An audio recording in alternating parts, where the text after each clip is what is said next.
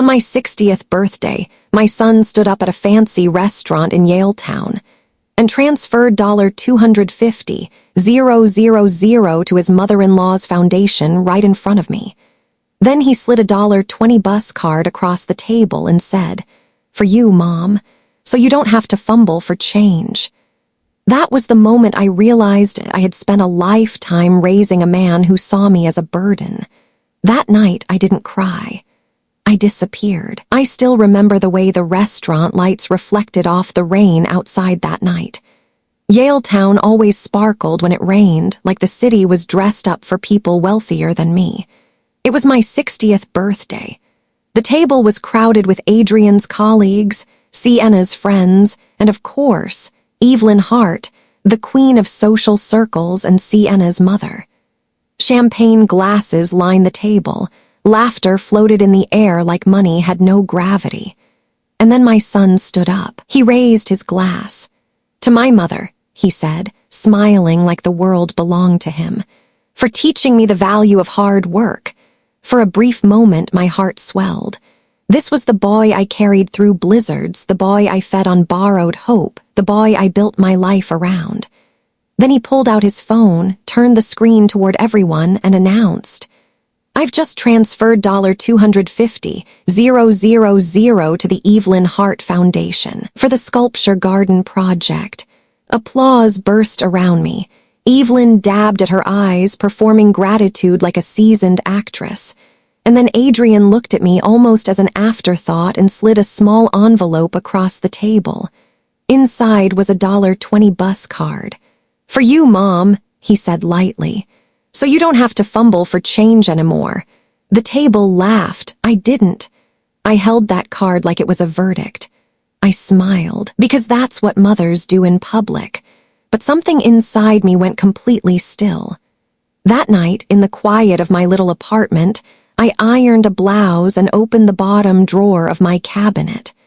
Inside was a folder thick with documents, RRSP statements, war bonds my late husband had left, GICs that had quietly matured over decades. While Adrian built his career, I had been building something else. Quiet, patient power. I ran my fingertips across the numbers, the way a pianist touches the keys before a performance. For 60 years, I had lived for others. That night, I decided to live for myself. For 3 weeks after that birthday dinner, I answered no calls, no texts, no unexpected visits. I simply disappeared, not in the dramatic way that people slam doors and board planes.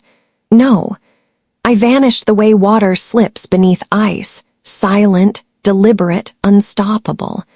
Every morning at 5 a.m., I walked along False Creek with a thermos of jasmine tea, watching the city's skyline glow awake. These were the same streets I used to push Adrian's stroller down, whispering promises to a baby who couldn't understand them. Now, those promises belonged to me. I started opening doors I'd kept closed for decades. I met with a financial advisor I hadn't spoken to in years, a man who had always admired my patience. I sat in city planning meetings at the library, scanning zoning notices and development maps like they were treasure maps written just for me. The truth is, while I'd spent my life living modestly, I'd also been building something quietly powerful. A nest of assets tucked away in RRSP, matured GICs, war bonds, and savings I never bragged about. Adrian thought of me as a woman with a bus pass, but my bank account told a very different story. By the end of the second week, I had transferred $900,000 from my investments into a trust under my name. By the third, I sat across from a real estate agent who kept blinking at my offer like he thought he'd misheard. $2.1 million. Cash, no conditions. He stammered, "You want the Yaletown penthouse facing the harbor?" I nodded. That unit had a direct line of sight into Adrian's condo terrace. He wouldn't be able to look out his window without seeing mine. But I didn't stop there. I also purchased a century-old brick factory in Mount Pleasant, a forgotten building I'd walked by 1,000 times on my way to work. To others, it was decaying history. To me, it was legacy waiting to be restored. I moved in quietly, no announcements, no social media posts, just a woman unpacking linen and books in a penthouse she'd earned one patient dollar at a time. For the first time in years, I felt something I hadn't felt since before Adrian was born. Freedom. Freedom from their expectations. Freedom from their laughter. Freedom from being the background noise in someone else's story. And as I stood by the floor-to-ceiling windows of my new home, watching the city lights flicker, one thought anchored me. The next time my son sees me, he won't be looking down anymore. It started with a text message from Adrian. "Mom, Sienna and I want to stop by. Evelyn's with us too. Hope that's okay." For a moment I almost laughed. Stop by where exactly? I hadn't told them I'd moved. No announcements, no photos, no address. But Vancouver has a way of whispering new things through old networks, and apparently word had reached them. So I texted back. "Of course. 4 p.m., don't forget to take your shoes off at the door." When the elevator doors opened that afternoon, their faces were everything I expected: confusion, surprise, and for Evelyn, thinly disguised skepticism. They stepped into the foyer of my Yaletown penthouse, eyes darting between the marble floors, the soft light spilling through the panoramic windows, and the original paintings hung carefully on the walls. "Whose place is this?" Adrian asked, still holding the elevator rail like it might take him back down. "Mine," I answered simply. "Shoes off, please." He obeyed without thinking. Evelyn hesitated, then caught sight of the flooring and slowly slipped hers off too. I led them into the living room. The harbor stretched beyond the glass like a painted horizon.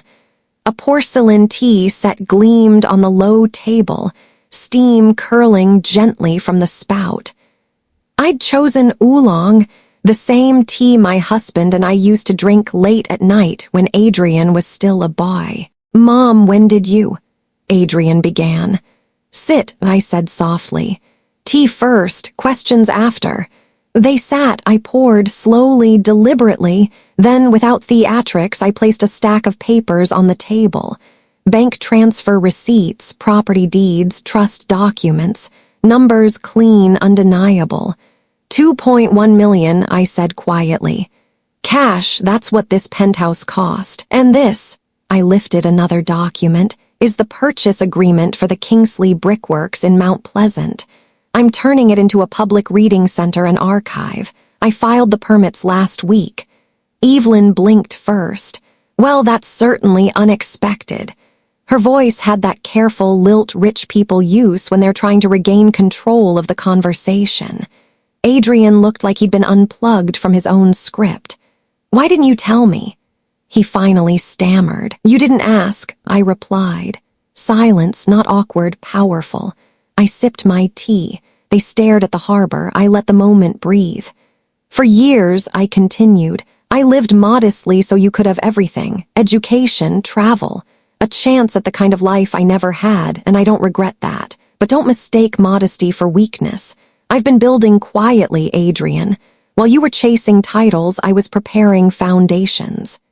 Sienna glanced around, eyes softening. "It's beautiful here," she whispered, almost to herself. Evelyn tried to recover. "Philanthropy is best done through established institutions like our foundation. It ensures proper visibility and impact." I met her gaze, calm, unflinching. "Some of us don't need visibility to make an impact." Adrian finally leaned forward, voice shaking slightly. "Why here, Mom? Why this place?" I looked out the window toward his condo terrace, visible in the distance. "So that every time you look out," I said gently, "you'll remember that your mother isn't living in your shadow anymore." He stared at me, speechless. For the first time in years, I wasn't the one shrinking in a room with him.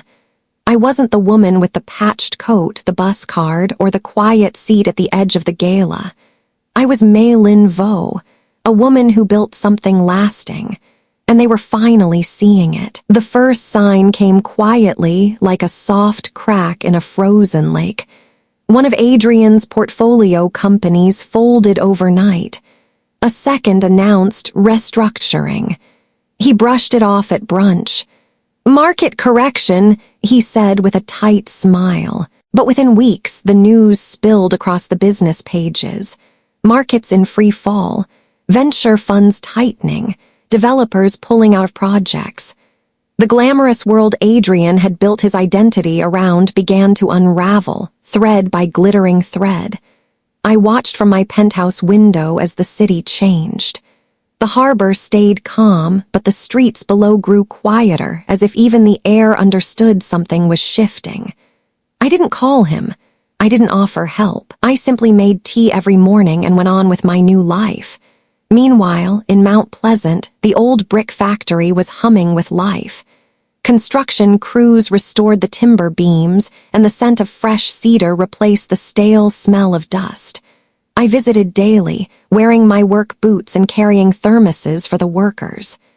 "This place is going to matter," one of them told me. "It already does," I replied, while Adrian's world of networking and galas trembled. My quiet project grew stronger, brick by brick, page by page. One late night, Adrian finally called. His voice was tight, thinner than usual. "Mom, can I come by?" He arrived looking like he'd aged 10 years in a month. His perfect suit was wrinkled, tie loose, hair unkempt. I poured him tea without asking. He stared at the harbor, not meeting my eyes. "2 deals collapsed this week. Another one's on the line. I've got investors calling nonstop, asking where their returns are. The Hart family's taking a hit too. Evelyn's foundation lost a major sponsor. It's all falling apart." His voice cracked on the last word. For a moment I saw the boy he used to be, not the polished man who'd handed me a bus card, but the child who came running to me when the world scared him. But this time I didn't rush to fix it. "I see," I said softly. "Do you need money?" His head snapped up. "No," he said quickly, pride flickering like a dying candle. "I just needed to talk." We sat in silence, broken only by the sound of rain against the glass. "Mom," he said finally, "how are you so calm?" I looked at him, my son, the man who'd measured worth by status, and gave him the only answer I had. "Because I never built my life on noise." He stared at me, eyes tired but searching. There was something new there, not entitlement, not performance, something closer to respect, the fragile beginning of it. Weeks turned into months. Adrian scaled back, quietly selling his luxury car, skipping charity galas, avoiding Evelyn's events. Meanwhile, the Kingsley Reading Center opened its doors. On opening day, the line wrapped around the block. Children held their first library cards like treasure. Volunteers read love letters from the 1940s to ESL learners. The newspaper ran a small headline: "Former librarian builds a sanctuary for stories." They didn't mention Adrian. They didn't mention Evelyn. They mentioned me. And for the first time, Adrian saw my name in print, not as his mother, but as a woman who'd built something lasting on her own terms. It was a Tuesday evening when the knock came. Soft, hesitant, not the sharp, entitled rhythm I'd grown used to hearing from Adrian and Sienna over the years. When I opened the door, Sienna Hart was standing there alone. Her usual perfectly curated look, tailored coat, pearl earrings, hair like it belonged in a magazine, was unraveling at the edges. Her lipstick was faded, her eyes ringed with sleeplessness. "Hi, Malin," she said quietly. "Can we talk?" I paused. It was the first time she'd ever addressed me by my name. Not Mrs. Vo, not Adrian's mom, just Malin. "Of course," I said. "Come in." She stepped into the living room slowly, like someone entering a church they weren't sure they belonged in. Her eyes scanned the space, the soft golden light, the harbor beyond the glass, the quiet strength of a home built without performance. "It's beautiful here," she murmured. I poured tea. She held the cup in both hands as if warming herself with it. For a long time, neither of us spoke. The silence wasn't cold. It was fragile, like a thin sheet of ice between us. Finally, she exhaled. Michael doesn't know I'm here. Adrian, I corrected softly. She gave a shaky laugh. I'm sorry, Adrian, old habit from my parents' house. Everyone calls him by his middle name there, makes him sound more polished. She looked down at her tea, her fingers trembled slightly. He's not doing well. The deals, the pressure, the image, it's all catching up to him. But that's not why I came. She hesitated, choosing her words carefully, like someone dismantling a bomb. I came because I need to say something I should have said a long time ago. I treated you terribly, Mei-Lin. From the beginning, I judged you for not fitting in with my world. I treated your kindness like weakness. I let my mother's arrogance shape the way I saw you, and I was wrong. Her voice broke on the last word. I didn't move. I didn't rush to comfort her. I let her sit with the weight of what she'd carried here. I'm pregnant, she whispered. 3 months, we haven't told anyone yet, not even Evelyn, but I didn't want to bring a child into this family without facing what I've done. The room fell silent except for the faint hum of the city below. Congratulations, I said softly. Her eyes filled with tears. You're the first person I've told. I don't even know why. I needed to come here, because I want this child to grow up differently. I don't want my son or daughter to learn arrogance from me. I want them to know you. I set my teacup down slowly. Sienna, change doesn't start with children. It starts with courage. And tonight, you showed me some. She covered her face with her hands and cried not the polished, dramatic tears of someone performing guilt, but the messy, trembling sobs of someone finally honest with themselves. I handed her a tissue. No speeches, no grand gestures, just quiet presence. Before she left, she turned at the door. Adrian doesn't know how to apologize, she said, but he's unraveling. He looks at old photos of you too. He stares at them like he's trying to rewrite the past. I didn't answer right away. He can't rewrite the past, I said finally, but he can write something new. She nodded, tears still clinging to her lashes. Thank you for letting me in. Sienna, I said gently, you came knocking, that's the first step. The rest depends on what you both do next. She left into the soft drizzle of the evening, coat wrapped tightly around her but her posture lighter than when she'd arrived. I stood by the window long after the door closed, watching the city lights blur in the rain. A grandchild, a new generation, a chance not to erase the past, but to reshape what comes after. We met at a small cafe tucked between a used bookstore and a florist in downtown Vancouver, a neutral place. Not his gleaming condo with its cold marble counters. Not my penthouse with its quiet defiance. Just a little cafe with mismatched chairs and the smell of fresh cinnamon rolls. Adrian was already there when I arrived. He wasn't the man from the birthday scene, the one with the smug grin and a phone held up like a weapon. He looked smaller. His hair was unkempt, dark circles shadowed his eyes, and his hands trembled slightly as he stirred his coffee. He stood when he saw me, awkward and unsure like a boy facing the principal. Mom, he said softly. It was the first time he'd used that word without entitlement in years. I sat down across from him, folding my hands around a warm cup of tea. For a moment, neither of us spoke. The sounds of the cafe, the hiss of the espresso machine, the chatter of strangers filled the silence. He took a deep breath. You look different. It's called self-respect, I replied calmly. He let out a small, disbelieving laugh. Yeah, I can see that. Then his smile faded, replaced by something raw and unfamiliar. I don't even know where to start. The beginning works, I said evenly. Why, Adrian? He stared down at his coffee as if the answers were hiding in the foam. Because I was ashamed. My breath caught. I hadn't expected him to say it so bluntly. Ashamed of me. No, ashamed of where I came from. His voice cracked. When I met Sienna and her family, everything felt shiny, easy. They had the connections, the power, the world I thought I deserved after everything. And you, He hesitated, then forced the words out. You reminded me of how hard things were, of all the nights you worked double shifts, all the second-hand clothes, all the sacrifices. I thought that if I distanced myself from you, I could rewrite my story, make it cleaner, better. Rewrite it by erasing me, I said quietly. He winced as if I'd slapped him. I was wrong, he whispered. So wrong. A single tear slid down his cheek, shocking us both.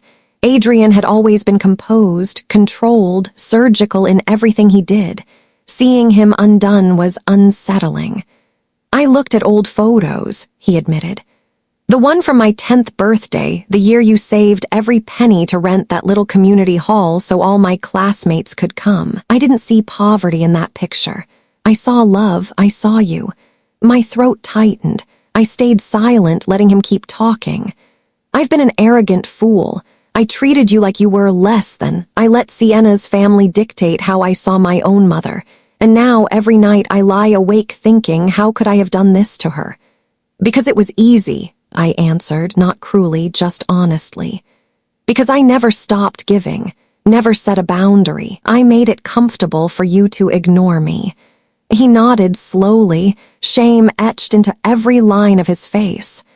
I don't know if you can ever forgive me. I don't know either, I replied. Forgiveness isn't a switch, Adrian. It's a road, and some roads take time. He looked up at me then, really looked, not at the woman he used to dismiss, but at someone he finally saw as a person. I just want a chance to walk that road, he said, voice trembling. Not for appearances, not for the baby, for us. For a moment, I saw the boy he used to be, the one who used to fall asleep on my chest after long shifts, the one who used to press his allowance into my hand, so you can buy something nice, Mom. Then start walking, I said gently. He reached across the table, hesitantly, like he wasn't sure if he had the right. For a heartbeat, I hesitated, 2 years of hurt anchoring my hand to the cup. Then, slowly, I placed my hand in his. His grip tightened just slightly, not possessive, not desperate. Grateful. I'm going to try, he whispered. Don't try, I said firmly. Do, show me. He nodded, eyes shining with unshed tears. Outside, the rain had stopped. The late afternoon light filtered through the cafe windows, turning everything a soft gold. For the first time in a long time, our silence wasn't made of anger or distance. It was made of possibility. The house is filled with laughter, not the brittle, performative laughter I once heard echoing at my son's dinner parties, but the soft, honest kind that fills the corners of a home like warm light. 2 years have passed since that cafe conversation. 2 years since I quietly claimed back my worth. And 2 years since Adrian, my son, began the slow, messy, real work of change. I'm in the backyard now, standing beneath the wisteria arch I planted last spring. The vines have grown thick, their lavender blossoms hanging in soft clusters like tiny chandeliers. On the grass, little Eveline, yes, she carries my name, toddles toward me on unsteady legs, arms outstretched and cheeks flushed from play. Nai-nai, she squeals, the Mandarin word for grandmother spilling from her mouth like music. I kneel down, my knees protesting but my heart light, and scoop her into my arms. Her laughter erupts in my ear, pure, unfiltered joy. Inside the house, Sienna is arranging dumplings on a platter. She moves with a kind of quiet grace now, still stylish, still herself but stripped of the brittle arrogance that once defined her. She looks up and catches my eye through the kitchen window. She smiles. A real one. Adrian is at the grill, sleeves rolled up, holding a spatula in one hand and a sippy cup in the other. 2 years ago, he wouldn't have known where to find the spatula. Today, he's arguing with the neighbor about the best way to grill salmon like it's the most natural thing in the world. And Linda, she's here too. She arrived an hour early with a box of homemade almond cookies, her attempt at fitting into this new rhythm. She's quieter now, humbled by the bankruptcy that stripped away her performative armor. Instead of trying to outshine anyone, she sets plates with Sienna, chatting about daycare wait lists like any other grandmother. No designer handbags on display, no hidden insults wrapped in sugar. Just a woman learning, belatedly, what matters. I place Eveline on the picnic blanket, and she immediately crawls toward a set of wooden blocks. I sit beside her, sipping jasmine tea as the evening light spills golden over the garden. There's a moment, brief but crystal clear, when I look around and see everything at once. My son, no longer hiding from his roots. My daughter-in-law, humbled and growing. A woman who once dismissed me, now asking for advice on budgeting and co-parenting with sincerity. A granddaughter who will grow up never doubting the value of love over appearances. This isn't a fairy tale ending. Adrian still stumbles sometimes. Sienna sometimes slips into old habits. Linda occasionally forgets her place. And I still have moments where the old hurt flickers unexpectedly. But the difference is, now we face those moments, we talk, we correct, we try.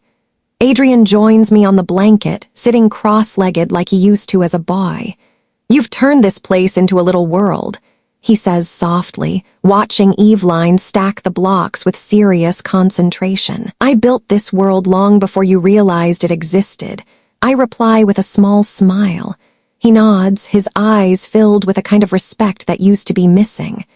"Thank you, Mom, for not giving up on me, for showing me what real strength looks like. I didn't do it for you," I answer honestly. "I did it for me and for her."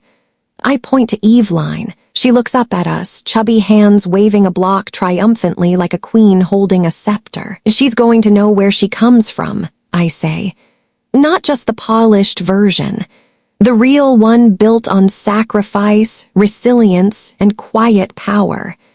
The sky above us melts into soft orange and rose.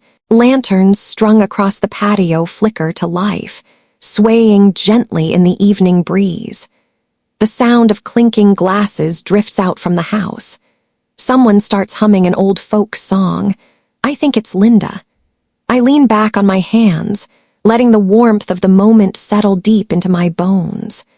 I'm not the woman who sat silently while her son handed another woman's mother $100,000 and gave her a $10 gift card. I'm not the background character in someone else's narrative anymore.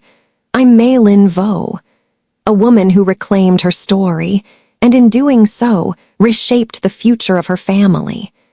And as little Eveline climbs into my lap, resting her head against my chest, I realize something profound. The sweetest revenge was never about humiliation. It was about becoming so whole that no one could ever make me small again.